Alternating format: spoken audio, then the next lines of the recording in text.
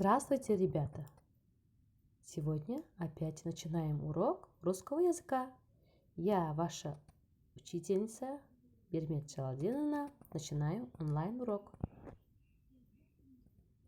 Тема урока, ребята, дружба и братство – наше богатство. Обозначение лица или предметов, которые вместе совершают действие. Сочетание существительных в именительном падеже. Цель урока, ребята. Сегодня вы узнаете, как назвать значение совместного действия. Урок достигнет цели, если вы поймете, что форма творительного падежа может обозначать действие, которое совершает несколько человек. Научитесь использовать форму творительного падежа.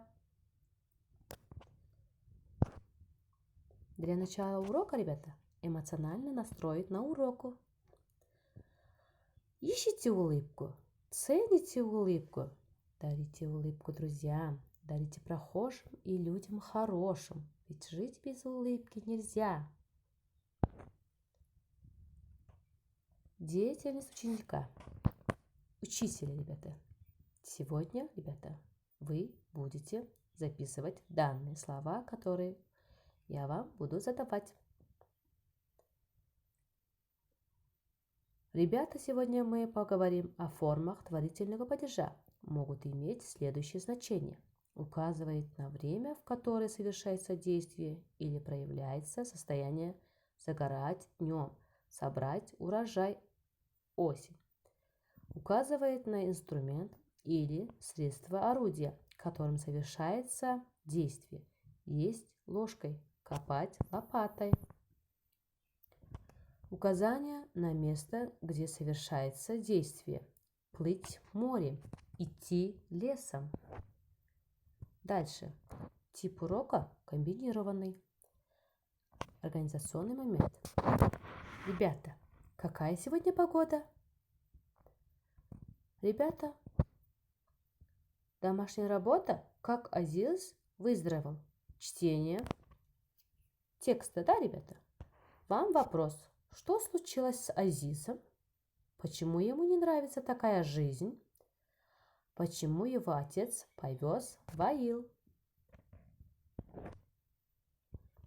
Переход к новой теме. Для начала, ребята, мы с вами, как всегда, делаем словарную разминку. Дразнить, подразнить, кыжырнатыю, ежедневно, күн сайын. Повреждать, бузу, зиян келтирүү. Следующее задание, ребята, подбор и употребление слов. Повреждать ногу, дразнить собаку, ежедневно учиться, ежедневно радоваться. Для сосредоточивания семантизации урока, ребята, с упражнениями, ребята, упражнение первое. Какое слово ставить вместо точек? Работа по учебнику, страница 44. Подбор родового понятия к видовому, ребята. Я и брат, что делаем? Я и она, что делаем? Он и друг, что делаем? Толкование, ребята, да или нет? Вова с Аней учились в одном классе? Да, они учились в одном классе. Они сидели рядом за одной партой? Да, молодцы, они сидели рядом с одной партой. Вова повредил ногу? Нет. Аня повредила ногу, а Вова помогал Ане. Итог урока – рефлексия, ребята. Упражнение 7. Употребите слова в скобках в нужном форме. Например, с Эрикой друзья не хотели расставаться. В нужном падеже, ребята, да? С кем? С Эрикой. Друзья не хотели. С Эрикой? С кем? Кем? Чем? Это значит творительный падеж. Проверка записи в тетради. Ребята, ваши записи отправляйте мой личный кабинет в WhatsApp. Задание упражнения. Оценить в парах индивидуально.